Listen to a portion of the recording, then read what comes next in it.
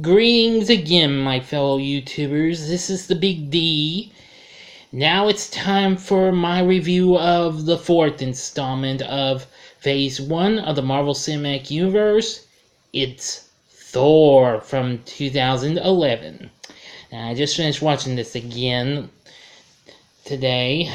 I absolutely loved this movie. It was really something. I really love the performances given by the whole cast. Chris Hemsworth, who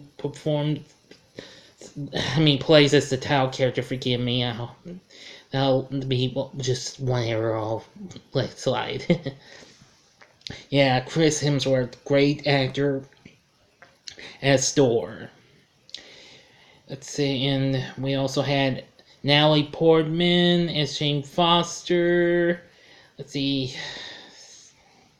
Stellan Skarsgård, great actor in this. He did a good job as Jane Foster's. One of his. I keep forgetting this dude's name. I know he was he was her helper, assistant, I believe. And Kat Dennings, you may remember her from the recent hit comedy Two Broke Girls, plays Darcy, her assistant.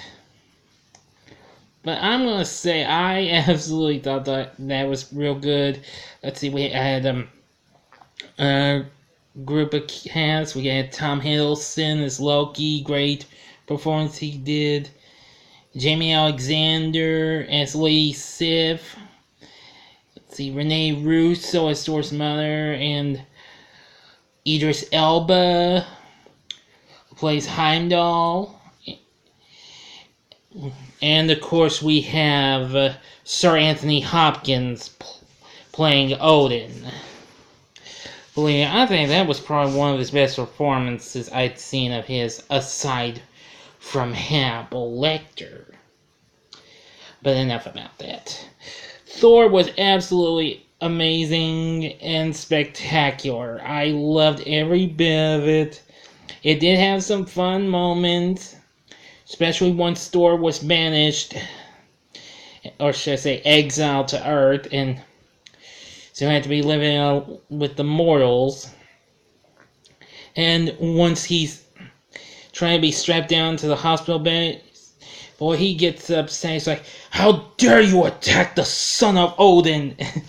Boy, it's so funny. And Thor had some other funny moments, like the scene where he and the others are in the diner, and he's having a cup of coffee. He's like, "I like this drink. I'll have another," and throws the mug on the floor. That was really good. Let's see. Oh yeah, and the scene where he goes to the pet store. He's like, "I'd like a horse, please." And the pet store, I was like, "We only sell dogs, cats, and birds." Thor's like, "Well, give me the biggest one you've got." Real good. Of course, we got Clark Gregg back in this as Agent Coulson's Shield. Yeah. Well, when his scene of first appearing at the site, it's much more different than what we saw in the post-credits scene at the end of Iron Man 2, I do believe. Because we see a bunch of guys try to have a tailgate party or something. They're trying to pull Mjolnir out of the stone, and we're hearing that old country tune called "Let Me Help." I've heard that a few times on a couple of classic country stations, where you know it or not. I'm actually a classic country music person. I also like classic rock, which I unfortunately forgot to mention the good AC/DC songs I'm into my previous review. I apologize for that, folks. But Thor had some pretty good tunage. It did have the song "Walk" by the Foo Fighters, which I'm a big fan of. That came off their Wasting Light album. I do have that. That's a pretty good album. And, well, the fight with